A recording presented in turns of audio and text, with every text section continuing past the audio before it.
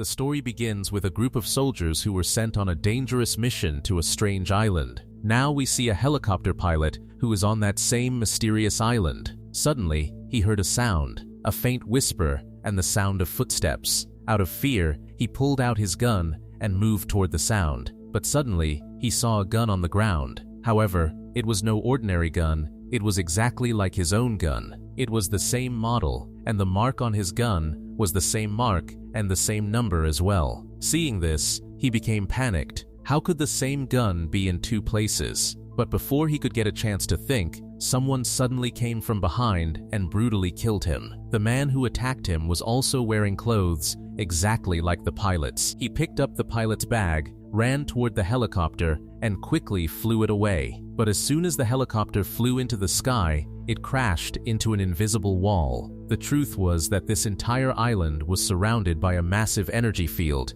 and because of this, the helicopter was burnt to ashes in a ball of fire. No one can leave from here. The story goes back a bit in time, and now we see an ex-military woman named Addison in the city of San Francisco. She had come here to meet a man named Chase. Addison wanted to recruit him for a very dangerous mission. Addison told Chase that they knew everything about him. He was previously in the army, but was kicked out after a failure in a mission. Even his name has been erased from government papers, as if he never existed in this world, and this was the reason Addison wanted to join him with her. Her company was looking for people who were not even alive on paper. Anyway, Chase asked what the mission was, so Addison explained that they had to go to a mysterious island. He would have only one job, to bring back the company owner's daughter, Stacy. In exchange, he would get crores of rupees, so much that he could sit and eat comfortably for the rest of his life. Hearing this, Chase was surprised. If he just had to go to an island and bring someone back,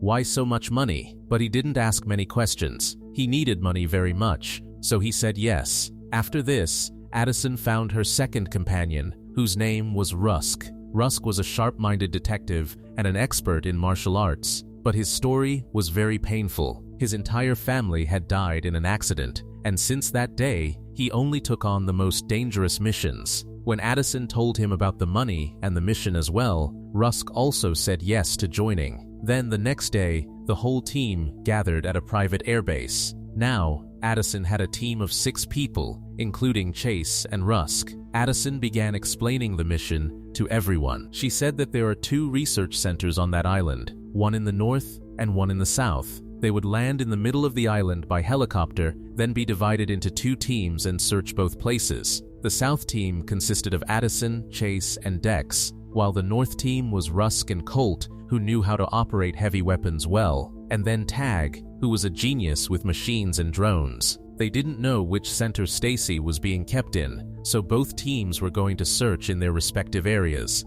As soon as Stacy was found, everyone would meet back at the point in the middle of the island near the helicopter. Then we see that before the mission started, Tag was sitting alone looking at a picture of his daughter. His wife had died, and his daughter had become his whole world. But now that daughter was fighting a terrible disease. Her treatment was very expensive, and Tag didn't have that much money. This was the reason he accepted this mission. He was doing all this only for his daughter. A while later, when the whole team was sitting together, a very strange thing came up during the conversation. None of them had anyone left of their own, no parents, no life partner, and no one else to wait for them. Thinking about this, a question began to arise in everyone's mind. Was this just a coincidence, or did the company deliberately choose those people who had nothing to lose? In a short while, everyone sat in the helicopter and flew toward that mysterious island. After a long flight of 15 hours, they had reached there. As soon as the helicopter touched the ground, the team split into 2 parts according to the plan.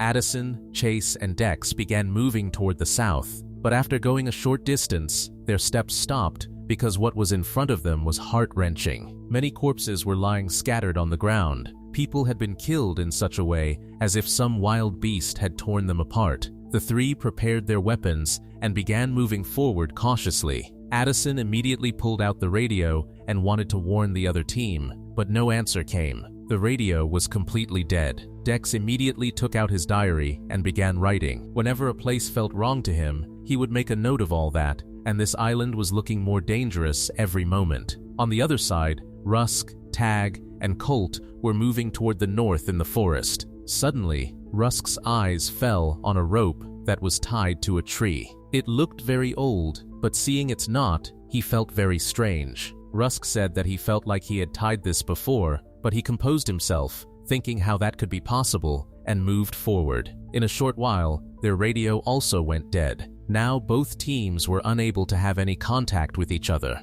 Meanwhile, in the south, Addison's team was finding more and more corpses. No one knew how they died. Then, moving a little further, they found an empty camp. Addison set up her portable signal booster there and tried again, but still, no connection was made. But at that same moment, Dex found something even more surprising. He took off a watch from a corpse, and as soon as he saw it, his color faded. That watch was exactly like the one he was wearing. The same brand, the same design, the same scratches. But how could this be? Chase said that it might just be a coincidence. Don't think too much, brother. The corpse's face was completely distorted, making it impossible to recognize. Perhaps some animal had attacked. While both teams were searching the island on their respective sides, they had told the pilot to stay near the helicopter. But then, strange sounds began to fall into his ears in the forest. And now, we have reached where the story began. The person who had come to attack the pilot was not an ordinary man, but rather a changed, mutated human who had been turned into a beast by some strange power of this island.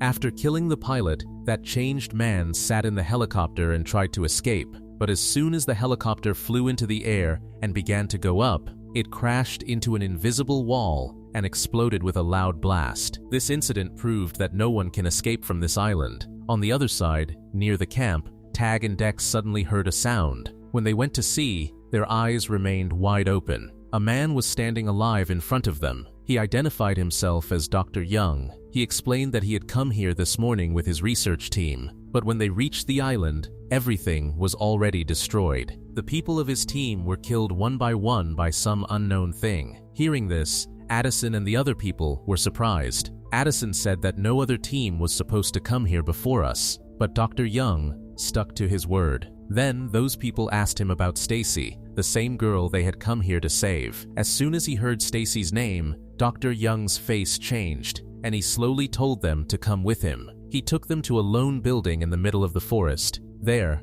a corpse was lying on the ground. Her face was badly damaged. This girl is Stacy, meaning she was already dead. Seeing this sight, everyone was stunned. The one they had come here to save had died long ago. Addison slowly looked at everyone else and asked, "Will we get the money now?" But no one had an answer. After thinking a bit, they decided that they would take Stacy's body with them so that there would be some proof. It was night, and the way to the helicopter was quite far, so they decided to spend the night there in the camp and leave in the morning. They were still unable to make any contact with the other team to tell them that the mission was complete. Here, Dr. Young was feeling a bit of relief. He said, "At least I am not alone. I will leave from here with you people." But then another strange thing happened. Dex was writing something in his diary when Dr. Young saw him and said, "I have seen this before." He opened his bag and took out a diary from it. It was exactly like Dex's diary. The same cover, the same mark, the same handwriting. Seeing this, everyone was surprised. But the most frightening thing came to light when they looked inside that diary. Events of the next day were written in it, which had not even happened yet, and that too in Dex's own handwriting. At that same moment, Dex's head began to spin. He said, "I have just come here today. How can all this be written?" But there was no answer to this question. This island was becoming more mysterious and terrifying with every hour. On the other side of the island, we see that Rusk, Colt, and Tag had also decided to stay for the night. They lit a fire and began to rest with their weapons nearby. Suddenly, a strange sound came from the dark forest. The three immediately became alert and picked up their guns. Then suddenly, something caught Tag from behind and began dragging him. Tag screamed and tried to get free, and when he turned and looked, his senses flew away. In front of him was a very large, terrifying beast. Then Tag understood who had torn apart the corpses they had seen. Now the beast was about to kill Tag by raising its claws, when at that same moment, Rusk reached there on time and pushed that animal back by firing a shot, which saved Tag, but the danger was not over yet. As soon as Rusk stood Tag up, Colt was left alone a few steps away. Then suddenly another beast appeared and pounced on him. But this beast was even more terrifying because it looked exactly like Colt, the same face, the same clothes. Before Colt could understand anything, his imposter killed him by stabbing him with a dagger. Rusk and Tag watched all this, stunned. Now questions began to spin rapidly. Where did this second form of Colt come from? Who were these beasts? And why are fake forms of people, diaries, watches, and items being found on this island? It was clear that something was going very wrong here. On the other side, Addison's team was reading Dex's second diary, the same diary that was telling things about tomorrow. It was written in it that Stacy, who was found dead yesterday, would become alive the next day. When morning came, Stacy was standing alive. She was breathing. She was talking. Seeing this, Addison and everyone else's senses flew away. They had seen her corpse with their own eyes. She was dead. But now there was not even a single injury mark on her body. On the other corner of the island, Rusk and Tog had reached the North Camp. This place was lying completely empty. Items were scattered all around, but there was no sign of life. Then, Rusk tried to operate the camp's old walkie-talkie, and this time luck was on his side because there was another walkie-talkie in Addison's camp, and finally, both teams talked to each other. Rusk said that there are very strange people on this island. Brother, they are beasts. Something very terrible has happened here, and last night, one such beast attacked and killed Colt, and these beasts, or things, whatever you call them, look exactly like us. Addison also told a surprising thing from her side. She said that they had found Stacy dead yesterday, but this morning, she has become alive. Now both teams understood that this island was much more dangerous and strange than they thought. Outside the tent, Stacy was sitting with Dex and telling her memories. She said that she had come here with her research team 3 days ago. One of their experiments had gone wrong. People began to change and were attacking each other. They wanted to run away, but they found out they were trapped. The truth was that no one can leave from this island. Then Dex asked, "How did you survive?" Hearing this, Stacy's eyes lowered. She slowly said that she had not survived. Last night a beast had killed her. She remembers everything well, but suddenly in the morning, she woke up alive. How all this happened, she herself doesn't know. On the other hand, inside the camp, Dr. Young had quietly read Dex's diary. After reading everything, he turned toward Addison and the others. His face was very serious. He said, "I have understood what is happening on this island." Hearing this, everyone gathered around him. Dr. Young took a deep breath and began to speak. He said that this island is full of wormholes, meaning some holes made by tearing the fabric of space-time through which one can go back and forth in time. Because of this, time does not move in a normal way here. Here time moved straight for 72 hours, i.e., 3 days, after which everything starts all over again and again. We are trapped in a kind of time loop. Hearing this, everyone was shocked. Dr. Young further explained that every time this cycle starts again, some things from the previous cycle come into the next cycle. That's why they found the extra watch,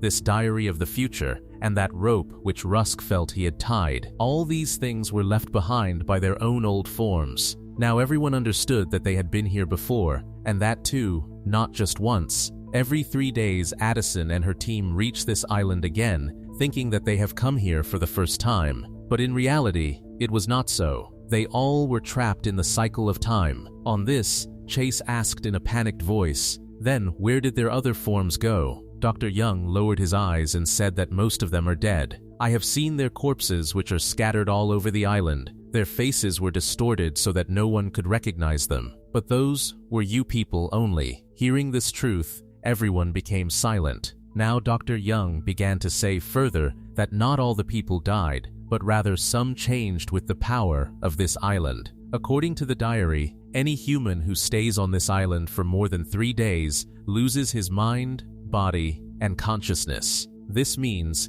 that the beasts you were fighting were you yourself. It is your own old form. Then, Dex said in a trembling voice that this whole island is trapped in a cycle, and now we all are too. Then suddenly they heard growling, screaming, and the sound of footsteps. In fact, a crowd of beasts was moving toward them from the forest, and they were surrounding the camp. On the other side, Rusk and Tog were listening to Dr. Young's words on the radio when the beasts attacked them too. Dex's future diary was coming true. Fighting one's own distorted form was quite strange, but they had no other way. Therefore, they fought back. Here, Addison's team was also attacked by the beasts. Meanwhile, Chase froze for a moment because he could not fire a shot at a person who looked like him. Then, Addison reminded him that he is not you. We have to live. Finally, they brought down those wild beasts by aiming at the head. Rusk and Tog were also saved so far, but most of their bullets were exhausted, and they knew that this was just the beginning. On the other side, the situation in the camp became even worse. Stacy, whom they were considering saved, suddenly began to change her form. The effect of the experiment had happened on her too. Suddenly, she attacked Dex. Chase also fired a shot at her, but it was too late. Dex was killed in this attack. By the end of the day, they kept fighting for hours just to stay alive. Finally, Rusk contacted the company's base located outside the island. He reported that the helicopter had been destroyed and also lied that Stacy is still alive so that the company would send a rescue team. But he didn't know that the company already knew everything. They knew that Stacy was dead. They knew that this island was trapped in a 3-day time loop, and they deliberately sent the team so that they could use them for their experiment. For this reason, such people were chosen who had no one to cry behind them so that no one would even come looking for them. Then, another terrifying truth came to light at the company's secret base. Now, in just 12 hours, the company was going to drop bombs all over the island so that this dangerous change would never reach the outside world.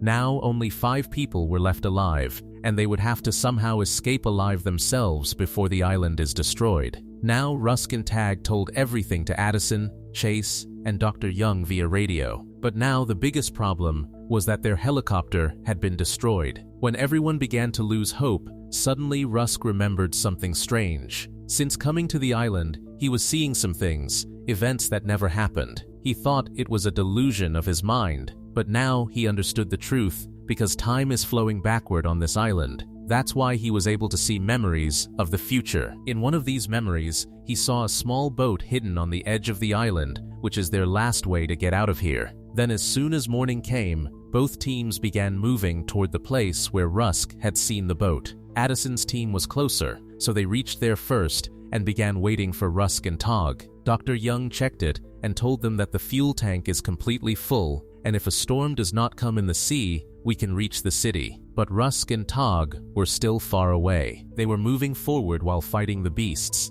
Their bullets were almost exhausted, and they were very tired from constant fighting. Therefore, now they had to engage in hand-to-hand combat with their own more powerful changed forms. Despite fighting bravely, finally Tag was killed by his own changed form. With a heavy heart, Rusk promised that if he survived, he would definitely find Tag's daughter and protect her. But then another terrifying shock came. In fact, a changed form of Rusk also appeared, who had a gun pointed in his hand. It seemed like the game was over, but then Chase came from behind and saved Rusk's life by shooting the mutant. But while running, Rusk stepped on a trap, causing a sharp wooden pole to pierce through his stomach. Now he was so badly injured that he could not even move. At that same moment, 12 hours were completed, and suddenly bombs began to explode all over the island. Rusk understood that he would not be able to survive. He looked at Chase and said, "Brother, save yourself." Hearing this, Chase gave his gun to Rusk with a heavy heart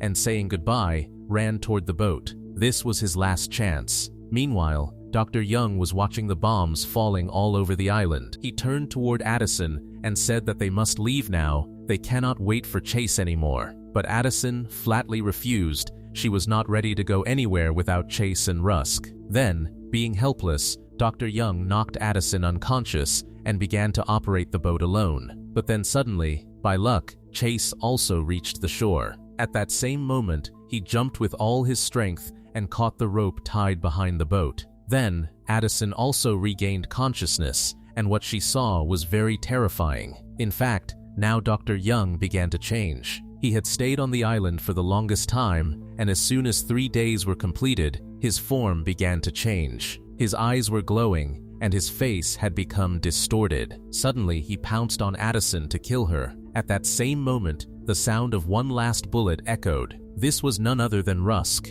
In his last breaths, he fired that last bullet from the burning island and saved Addison's life, and then, the very next moment, he was killed in the blast. Now only Chase and Addison were left in that boat. They were alive, but surrounded by fire and destruction. They didn't know if they would even be able to survive. They passed through the same place where the helicopter was destroyed, but perhaps because of the blast on this island, the wormholes had shifted, and for a few moments, a safe path opened up through which Chase and Addison emerged safely from the island. That's it for today. Hope you enjoyed. Like the video, subscribe to Cinema Recap, hit the bell icon, and let me know your thoughts on the movie in the comments section.